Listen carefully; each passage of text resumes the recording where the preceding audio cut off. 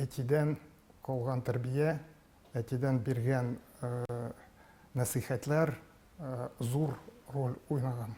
Галимҗан Боруди 1857 елда хәзерге Биектау районында данлыклы сәүдәгәр гаиләсендә дөньяга килгән. Аны 5 яшендә Опанай мәдрәсәсенә укырга бирәләр. Гарәп, төрек, фарсы мәдәнияте белән танышуы шушында башлана.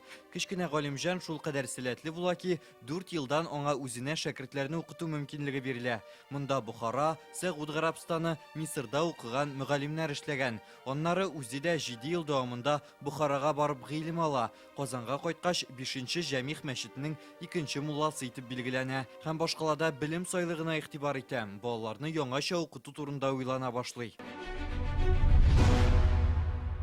Казанның Габдулла Тукай урамындагы Мөхәммәдия мәдрәсәсе Галимҗан Боруди эшчәнлеген нәкъ менә биредә башлаган. Монда бөтен татар зыялылары белем алган. 20нче гасыр башында рекордлы күләмдәге 500 шәкерт укыган һәм аларга 20 мөгаллим белем биргән.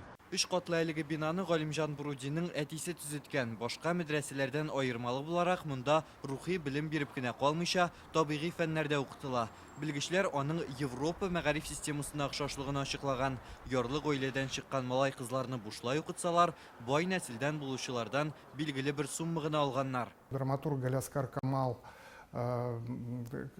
артист, драматург Карим Тинчурин, композитор Султан Габаши, шагир Маҗид Гафури һәм башкалар.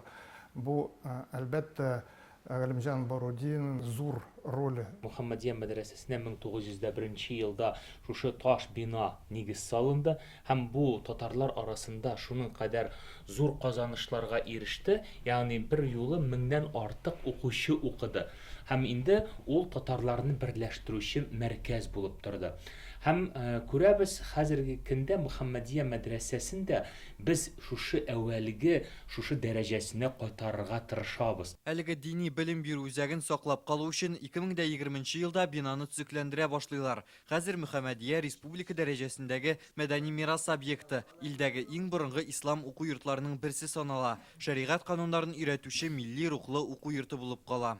Көндезге, кичке һәм читтән торып белем алу бүлекләре бар, шәкертләре бөтен Россиядән җыела. Шундый масштаблы, шундый зур абруе булган халыкта татар университеты дип аталган. Бу мәдрәсәдә төрле зур педагоглар, галимнәр укытканнар. Мәсәлән, Юсуф Акчура да эшләгән преподаватель, Ахмеджан Мустафин, Хадим Аксуди. Галимҗан Боруди шәкертләре газета, журналлар бастыра, спектакльләрдә актив катнаша. Ул шәһәрдә хәйрия оешмалары, җәмәгать китапханәләре барлыкка килүгә дә өлеш кертә. 1920 елда республика фондына үз китапханәсен тапшырган. Анда 4000ләп басма исәпләнә. Муфтибыз резиденциясы Мөхәммәдия мәдрәсәсендә комплексында урнашкан. Демәк, безнең бүгенге мөселманнар, аларның лидерлар Галимҗан Борудиның традициясын дәвам итәләр.